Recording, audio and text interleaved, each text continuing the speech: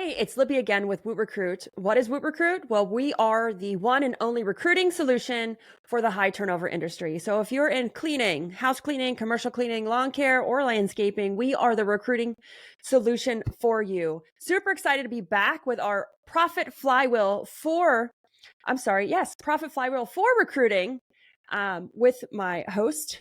You want to introduce yourself, Chris?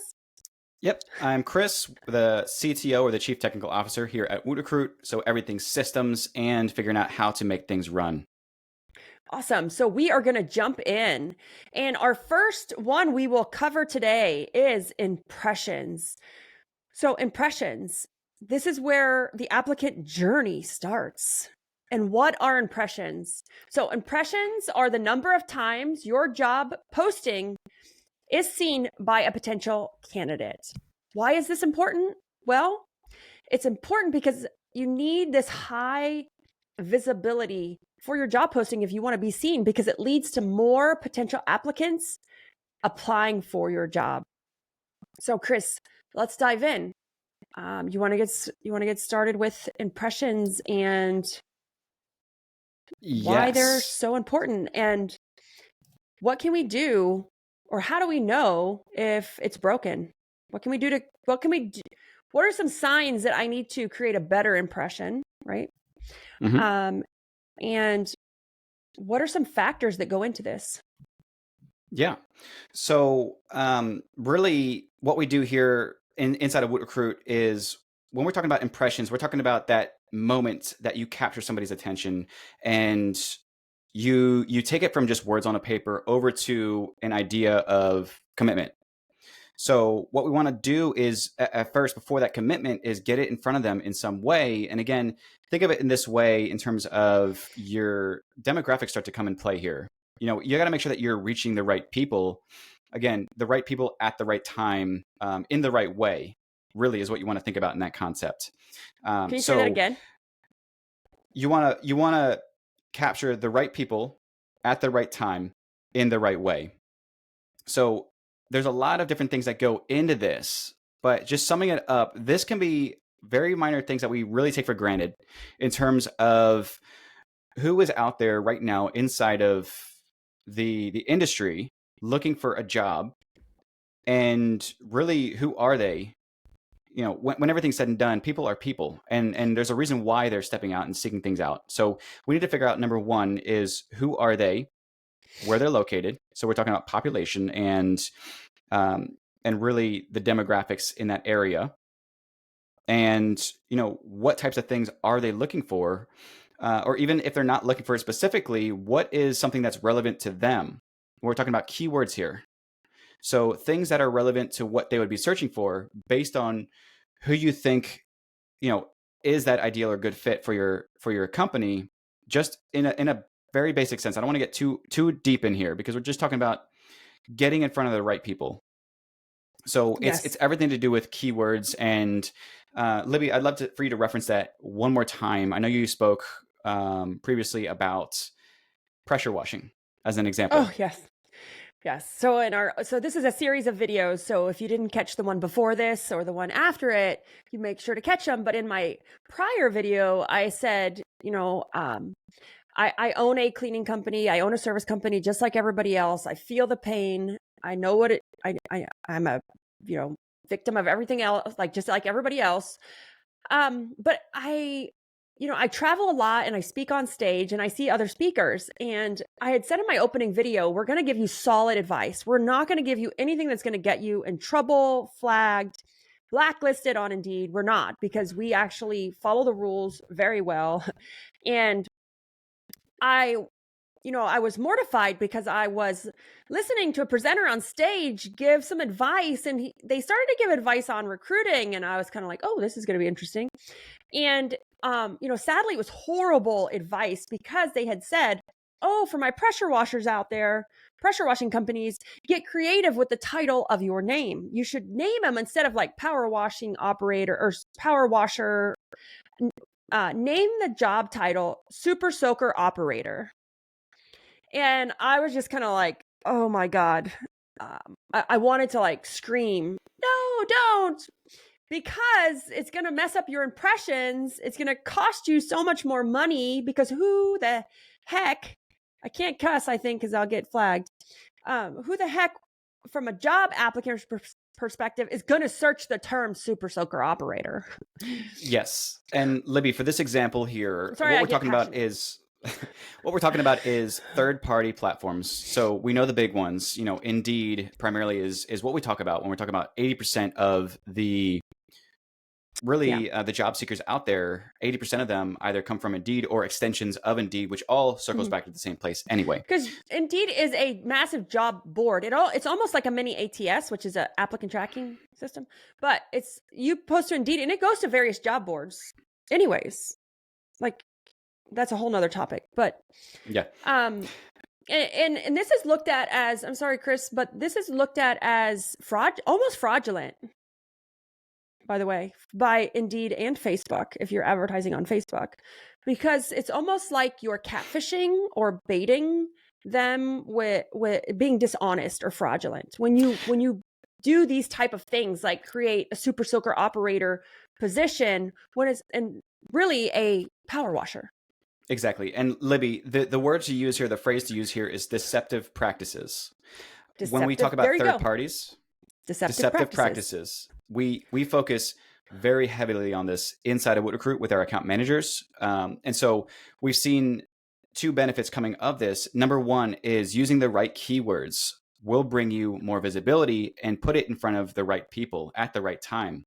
What will come of this, you know, is the security of knowing that you're going to have a stable environment for your company long term, unless you start to do these things like, as we call it, deceptive practices, start to mislead or be untruthful with what the actual job is. So, you know, and the person that gave this advice from stage probably has no clue, right? They were teaching on something else. They were teaching on marketing, something else.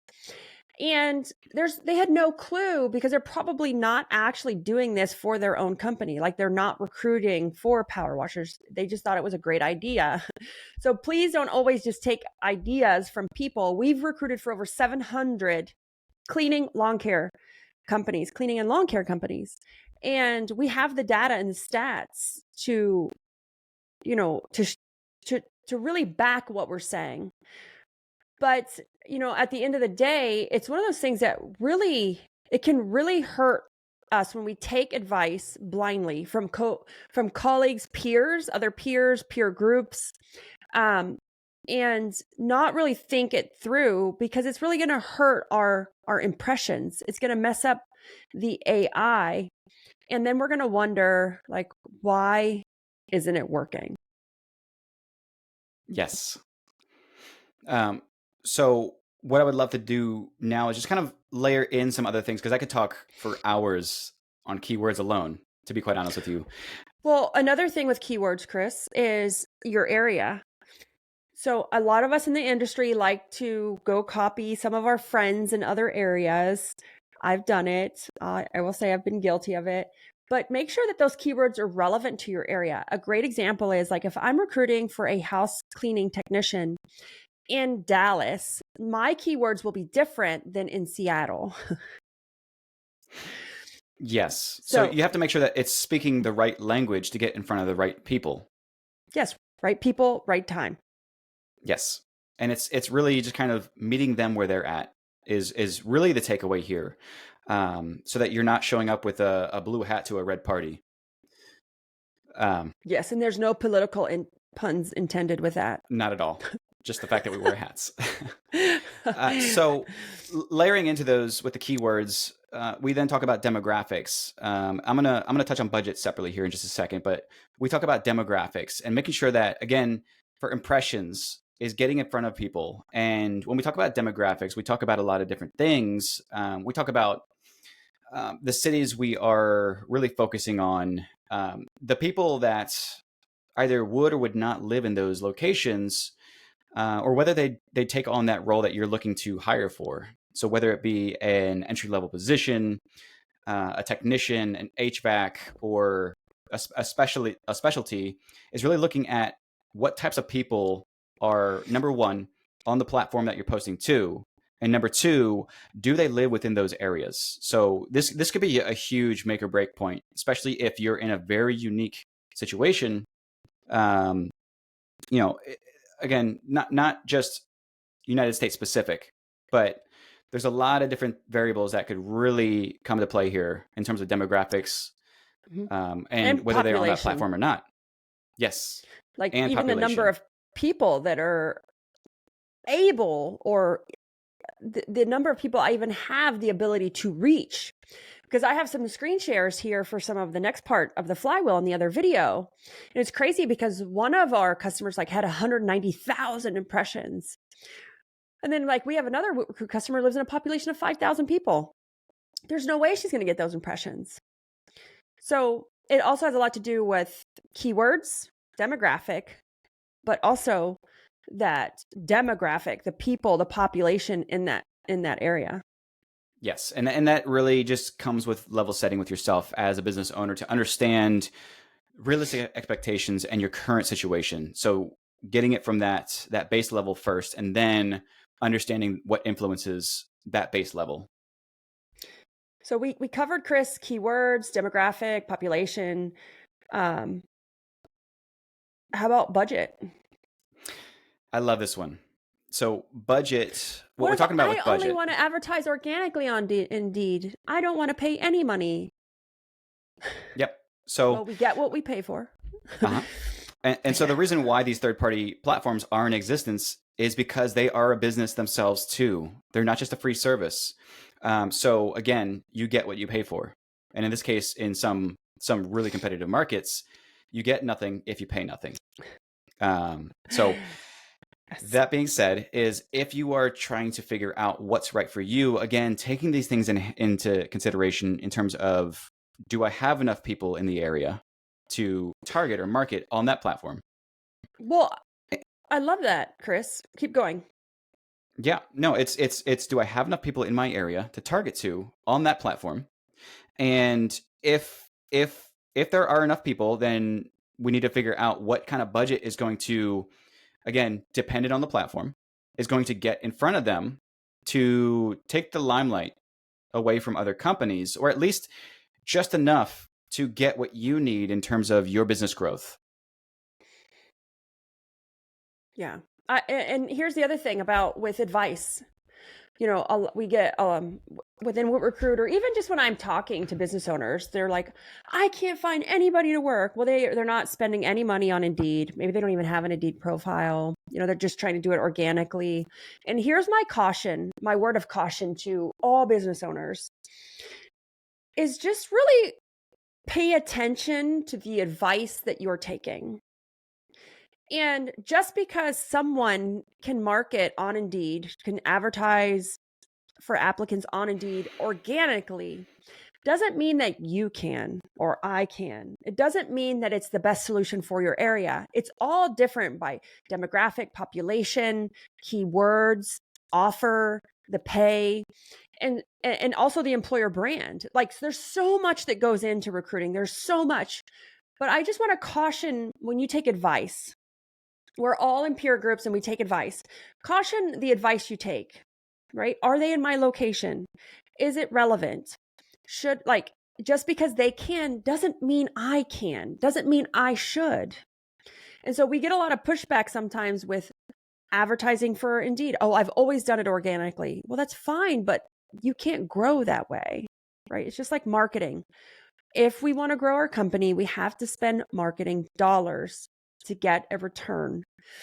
And it's the same thing with recruiting, but what we find is sometimes our mindsets have shifted with that the marketing side. Oh, I got to hire a marketing company. Oh, I got to pay for Google AdWords and Google local services and Facebook ads. But it's like recruiting comes last with that mindset shift that happens. They're like, well, I've always done it organically. That's great, but you're trying to be $1 million company, and that doesn't work anymore. So Libby, I would love to take this a step back and bring back in the revenue flywheel and the concept around that. Again, because it's widely used inside of cars and that terminology, it's like trying to drive your company. Yes, you get it started, you're in first gear, you're driving it, but you can't sustain that same method of going from point A to point B, driving on the highway in first gear, or you're going to blow the engine. So I would love for you to think about that in the same way as whatever, again, Libby, I know that you've said it best is what got you here won't get you there. And so it's going to take different practices, different implementation, different budget to get you to that next stage at where you're going to be. Yes, absolutely. And the next stage in the Profit Flywheel is actually clicks. So we will catch you on the next video, and we're going to cover clicks. So from impressions to clicks, and we're going to get into the percentages. What is a healthy click rate? Like, what should that percentage be? I'll show you what Organizes is, my cleaning companies, and then we're going to use some examples of some of our customers in WootRecruit to show you what not so great looks like and what great looks like, so that you can figure this out. And if you're not tracking any of these numbers in your business, you are losing money. It is coming from your profit owners. So you guys better understand recruiting and get these percentages nailed down and hold your team accountable to these metrics. Again, my name is Libby with WootRecruit, and this is Chris. Chris, and we will catch you on the next video.